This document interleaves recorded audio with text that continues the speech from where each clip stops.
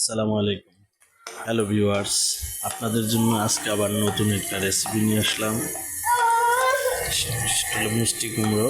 তো সর্বপ্রথম হলো আমার চ্যানেলটি যারা নতুন দেখতেছেন অবশ্যই সাবস্ক্রাইব করবেন এবং লাইক কমেন্ট করবেন এবং পাশে থাকা বেল আইকনটি অন করে দেবেন। আজকের এটা হলো আপনার মিষ্টি কুমড়া ভাজি। প্রথমে পেঁয়াজ কুচি এবং আপনার পরিমাণ মতো লবণ, হলুদ, মরিচ দিয়ে সুন্দর করে এটা মাখানো হচ্ছে। দেখতে থাকুন, সুন্দর পরিবেশন করা হচ্ছে। এবারে দেখতে থাকুন। এবার দেওয়া শেষ, আর একটু নাড়াচাড়া করা হবে। দেখতে থাকুন।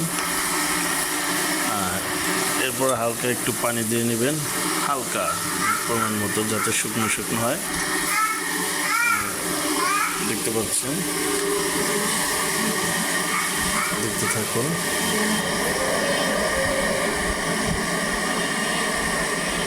মোটামুটি ভাজা হয়ে যাচ্ছে।